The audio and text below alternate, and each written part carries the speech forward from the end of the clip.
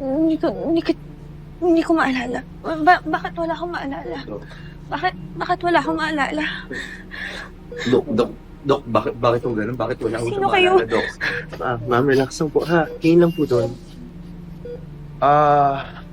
We have to undergo more examination, no, to determine the underlying issues. Sa ngayon po, maging masaya po tayo na wala siyang nagising. And so far, ang lahat po ng vital signs niya and mga repeat tests are okay. Oo nga, yun nga yung nasa isip ko eh. We might have to redo some tests, no? Because baka may mali lang sa results. Pero ang masasabi ko lang po, meron siya kasing history ng head trauma. So baka yung memory loss niya attributed to that, no? And siguro ang ma-assure ko lang sa inyo, since stable naman yung pasyente, reactive naman, no? As you can see, feeling ko wala naman tayong dapat ikabahala sa ngayon po.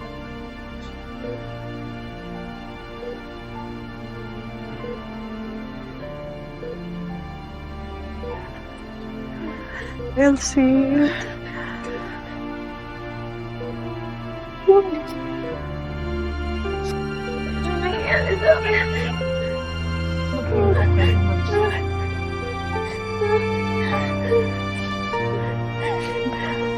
Baka babalik naman yung